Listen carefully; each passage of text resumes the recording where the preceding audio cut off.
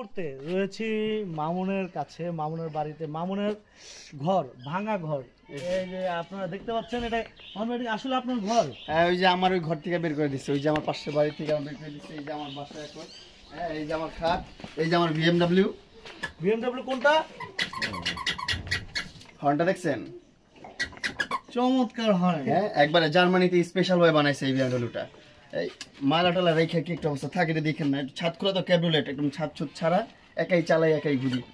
আচ্ছা, এই যে এই ঘরে আপনি কিভাবে থাকেন? আপনার ঘর থেকে বের করে দেওয়ার পরে এই ঘরে কিভাবে থাকেন? জাস্ট কিডিং গাইস, এটা আমার স্টোর রুম। এটা এমনিতেই মনে করেন অনেক এই যে ক্ষেতের কিছু থাকে না আপনার, চাষবাস করলে ধান মরিচ এটা সেটা, লাঠি, তারপরে বলে খড়ি, পাট।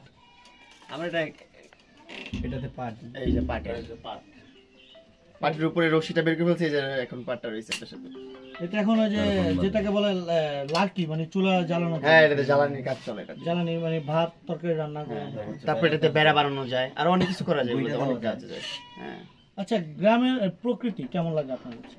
গ্রামের প্রকৃতি তো, প্রকৃতির কথায় আসলে গ্রাম তো বেস্ট অলওয়েজ। কারণ প্রকৃতি খুঁজতে হলে তো গ্রামে আসতে হবে, গ্রাম ছাড়া তো আপনি প্রকৃতি খুঁজে পাবেন না। আর শহরে তো শুধু আপনি ধুলা বালু, মানুষের শরীর ঘাম টাম, এটা সেটা, পলিউশন, এগুলাই তো ঢাকা শহরে এগুলাই চলতেছে। পলিউশনের তো অভাব নাই, জ্যাম জট তো প্রচুর, জ্যাম জট ঢাকা শহরে। আর আমি গ্রামে এসে দেখলাম ভাই, ঈদের মধ্যে এত জ্যাম। মানে ঈদের একটা দিক হলো কি আপনার ঢাকা ফাঁকা হয়ে গেছে আর গ্রাম ভরে গেছে। গ্রাম ভরে গেছে, হ্যাঁ। আমরা ঘরের ভিতরে যাবো, কথা বলি এদিকে একটু বেশি গরম। আমরা ঘরে যাচ্ছি, তার আগে আমরা কোন ঘরে যাব?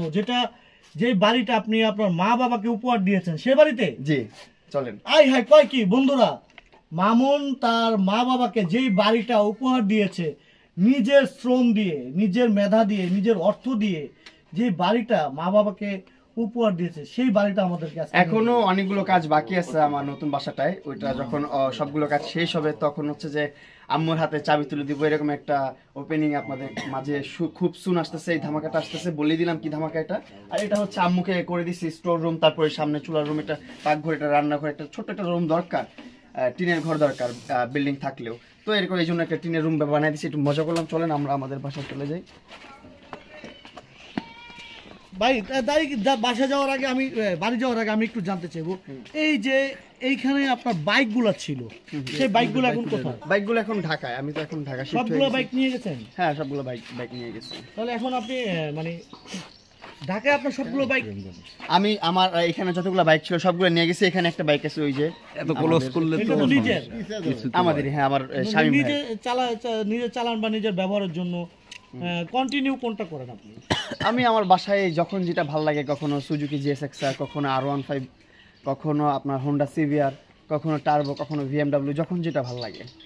আমরা দেখলাম আপনি বিএমডব্লিউ আপনার মাকে নিয়ে আপনি একদম মানে উইশ করেছেন, প্রথম উদ্বোধনটা করেছেন মাকে নিয়ে, সেই অনুভূতিটা জানতে হবে। বিএমডব্লিউ আপনি অনেক যানজট, অনেক করে মানে আনন্দ উল্লাস করে মাকে নিয়ে এটা আপনি প্রমোশন করেছেন, একটু জানতে চাইব অভিজ্ঞতা, মানে সেই অনুভূতিটা।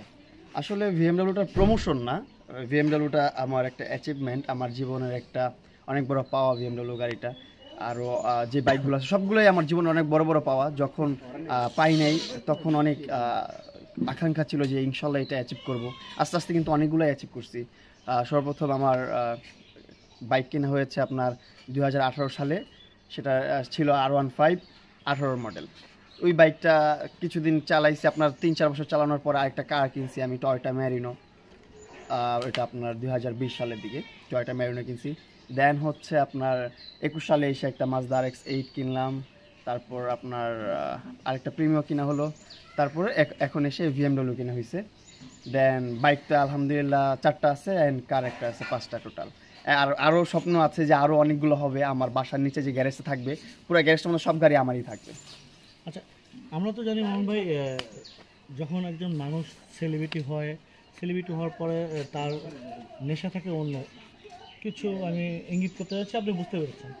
তো আপনার সেদিকে নেশা নাই, আপনার নেশা হচ্ছে একমাত্র গাড়ির দিকে বা মা বাবার স্বপ্ন পূরণের দিকে, সুন্দর একটি বাড়ি, নিজের গাড়ি হবে, এগুলো কেন মানে আপনি অন্যদিকে ফোকাস দিচ্ছেন না কেন, বা হচ্ছে না কেন, আমরা ফোকাস যাচ্ছে না কেন? আসলে অন্যদিকে ফোকাস দিচ্ছি না তেমন কিছু না, সব দিকেই ফোকাস দিচ্ছি। আর বিশেষ করে হচ্ছে যে আমার বাবা মার স্বপ্নগুলো পূরণ করা হচ্ছে আমার লক্ষ্য, আর আমার স্বপ্নগুলো পূরণ করা আমার লক্ষ্য। এছাড়া আমার জীবনে আর কোনো লক্ষ্য নাই। আর যেটা হচ্ছে আপনার বললেন যে আরও অন্য অন্য মানুষ যারা সেলিব্রিটি হওয়ার পর অন্য দিকে নেশায় আসক্ত হয়ে যায়, মানে নেশায় আসক্ত হওয়া জিনিস একটা নেশাটাকে একটু এনজয় করা বা সেটা নিয়ে একটু মজা করা, দেখা, টেস্ট করা, সেটা অন্য বিষয়। সো আমি ওইরকম বাজে নেশার মধ্যে আসক্ত নাই, কখনো ছিলাম না, আর হবও না আগামীতে ইনশাল্লাহ। যা হওয়ার একটু মানে মাঝে মধ্যে একটু মজা টজা করি, দুষ্টাই ফাইজলাম করি, পার্টি শার্টি করি, ওইটা আলাদা বিষয়। কিন্তু আমার লক্ষ্য হচ্ছে যে আমার স্বপ্নগুলো পূরণ করবো, আমার বাবা মার স্বপ্নগুলো পূরণ করবো। আর এই বাংলাদেশের বুকে আমার বাবা মা মাথা উঁচু করে হাঁটতে পারবে, গর্ব নিয়ে চলতে পারবে যে আমি প্রিন্স মামুনের মা বাবা। এরকম একটা জিনিস তৈরি করতে হবে ইনশাল্লাহ, তৈরি করবে। আপনাদের সাপোর্ট, আপনাদের দোয়া, আপনাদের ভালোবাসা থাকলে করতে পারবে ইনশাল্লাহ। আচ্ছা, এই পর্যন্ত মা বাবার চলেন ভিতরে যাই। মা বাবার জন্য কি পরিমাণ স্বপ্ন আপনি পূরণ করতে সক্ষম হয়েছেন? আমার মা বাবার জন্য আমার মা যখনই যা বলে তখনই তা করি। এই দেখেন, এই যে একটা গোটা বাড়িটা দেখতেছেন, এই পুরোটাই হচ্ছে আমার একমাত্র আমার মা বলছে যে একটা বাড়ি করতে হবে।